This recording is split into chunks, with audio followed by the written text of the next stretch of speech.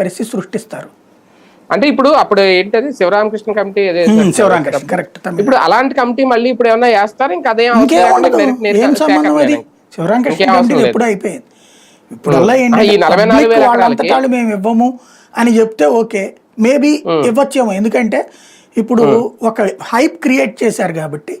ఇప్పుడు ఇక్కడ ఏమైపోయిందంటే ఇదివరకు కూడా అమరావతిలో ల్యాండ్లు ఇవ్వడానికి కారణం ఏంటంటే సొంత సామాజిక వర్గం వాళ్ళు ఎక్కువ ఇచ్చారు. ఎందుకయ్యా అంటే ఇక్కడ ఉండే వాళ్ళల్లో ఎక్కువగా బీసీ ఎస్సీ ఎస్టీలు ఉంటారు.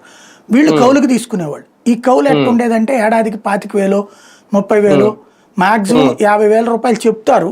50 నుంచి 70,000 చేతికి 25,000-30,000 ఇచ్చేవాళ్ళు. అదేంటంటే పంటలకు అది దెబ్బతిందండి ఇది దెబ్బతిందండి అని ఏదో చెప్పేవాళ్ళు. వీళ్ళేంటి హైదరాబాద్లోను బెంగళూరులోను చెన్నైలోను విదేశాల్లోనూ బతుకుతున్నారు. అట్లాగా దాని మీద ఏడాదికి వచ్చే 50,000 రూపాయలు లెక్కేసుకునే కంటే రాష్ట్ర ప్రభుత్వానికి ఇచ్చేస్తే ప్రభుత్వం 1,200 గజాలు ఇస్తే అది 1 కోటి 1.5. ఎందుకంటే ఇదివరకు అమ్ముదామంటే 10-15 లక్షలకు మించిపోయేది కాదు. మాక్సిమం 25 లక్షల రూపాయలు బాగా అద్భుతంగా ఉన్నటువంటి పంటలు ఉండే చోట అయితే అప్పుడు అది కూడా కొనిచ్చేవాళ్ళు కాదు. వీళ్ళల్లో వీళ్ళు కాంప్రమైజ్ అయిపోయి అది బాగా ఇసుగ్గా ఉండేది వాళ్ళకి. వీళ్ళు ప్రభుత్వానికి ఇచ్చేస్తే 1,200 గజాలు 1,20,00,000 వేసుకోండి, దాంట్లో డబ్బులు వచ్చేస్తాయి. లేదా దాంట్లో మనమేమో బిల్డింగ్ కట్టిస్తే అద్దెలు వస్తే శాశ్వతంగా బోల్డ్ అంత వస్తుంది, బ్యాంక్స్ లోన్స్ ఇస్తాయి అన్న ఉద్దేశంతో ఆనాడు ముందు కమ్మ సామాజిక వర్గం వాళ్ళు ఇచ్చారు.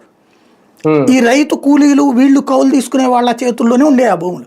ఇప్పుడు ఈ మిగతా ప్రాంతాల్లో కూడా అట్లాగే ఏమన్నా భూములు ఉంటే అవి ఇవ్వచ్చు. తద్వారా బెనిఫిటే కదా వీళ్ళకి. అదే కదా, ఆ ప్లాన్ అయ్యి ఉండొచ్చు. Right right.